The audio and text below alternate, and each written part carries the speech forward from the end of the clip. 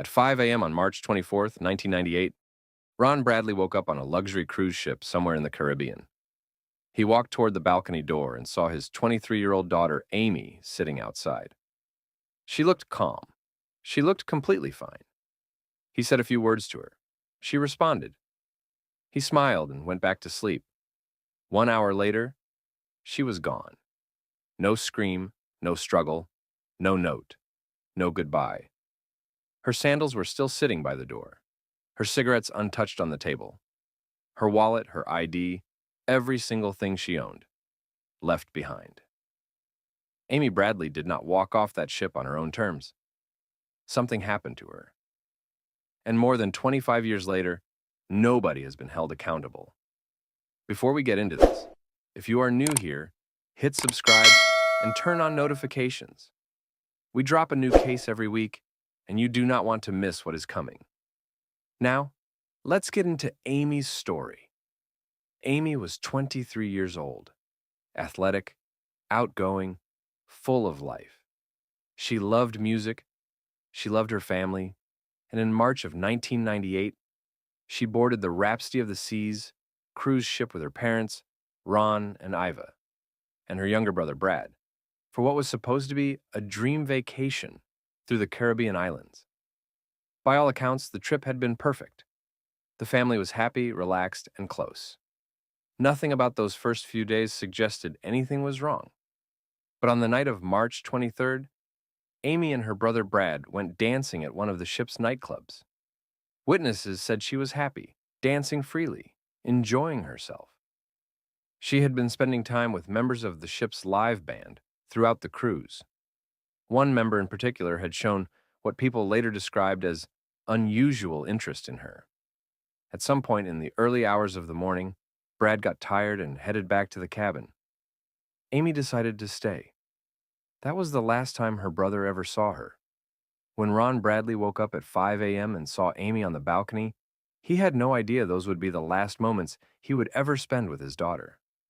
He went back to sleep feeling completely at ease. 1 hour later, she had vanished without a single trace. The family immediately reported Amy missing to the ship's crew, and this is where things get deeply troubling. According to the Bradleys, the response from the ship was slow, disorganized, and almost dismissive. The ship was approaching the port of Curacao, and passengers were being allowed to disembark before a full search of the vessel had even been completed. Think about what that means. If someone had taken Amy off that ship, that docking window was the only chance anyone had to stop it. And it was wasted. Drop a comment right now. Where in the world are you watching this from? I read and replied to every single one. Let me know you are here. Eventually, the ship was searched from top to bottom. Nothing. No signs of a struggle. No evidence of an accident. No witnesses who could explain where she went. It was as if Amy Bradley had simply ceased to exist. Investigators first considered that Amy might have fallen overboard. Cruise ships are surrounded by open ocean. It has happened before. But her family rejected that completely. Amy was afraid of heights. She would never have leaned dangerously over a railing. And the balcony was high enough that any kind of fall would have caused noise, a crash, some kind of disturbance. There was nothing. Attention then turned to the band member who had been close to Amy that night. He was questioned by investigators. No charges were ever filed, but the suspicions surrounding him never fully disappeared. The FBI eventually got involved. Age-progressed images of Amy were created and distributed across the country. A tip line was set up. The family went on television, gave interviews, appeared in documentaries. They refused, absolutely refused, to accept that Amy was dead. And then, the sightings began. In 1999, 1 year after Amy disappeared, a woman came forward and said she had seen Amy in Curacao, the same island the ship had docked at the morning Amy vanished. According to the witness, Amy was not alone. She was flanked by two aggressive-looking men, and she appeared distressed. As the witness made eye contact with her, Amy tried to signal for help before being pulled away. That sighting was never confirmed, but it was not the last. I want to know what you think is happening here. Drop your theory in the comments. Was she taken from that ship, or is there another explanation? I genuinely read every comment and I will reply to yours. Years later, a United States Navy sailor came forward with a story that shook the entire case. He said that while on shore leave in Curacao, he had visited a local brothel. Inside, he encountered a woman who told him her name was Amy Bradley. She begged him for help. She told him she was being held against her will and could not leave.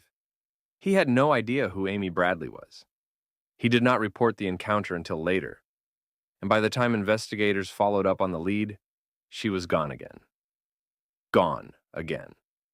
These sightings, unconfirmed years apart, in the same location, pointed toward one deeply disturbing possibility. That Amy Bradley had not died on that ship, that she had been kidnapped, that she had been trafficked, and that somewhere, right now, someone knows exactly what happened to her. I want you to sit with something for a moment. Ron Bradley woke up, saw his daughter, spoke to her, and went back to sleep. 1 hour later, she was gone forever. Imagine carrying that for the rest of your life. Every birthday, every Christmas, every year that passes with no answer, no body, no closure. Not knowing if your daughter's alive, not knowing if she is suffering somewhere, not knowing if that one moment, that 1 hour, could have changed everything. The Bradley family has never stopped searching. They have never accepted that Amy is dead. And the FBI still lists her as a missing person to this day. The case of Amy Bradley remains officially unsolved. No confirmed suspect, no confirmed sighting, no body, just silence. So I want to know what you think. Did Amy Bradley accidentally fall from that ship? Was she taken by someone she met on board? Or is she still out there somewhere, waiting for someone to finally find her? Leave your theory in the comments. Tell me what you think happened, and let me know where you are watching from. I always reply. If this case got to you, share it with someone. It might be the reason Amy's finally found. Subscribe to Case Sealed if you are not already. Every week we open a file the world tried to close. I will see you in the next one.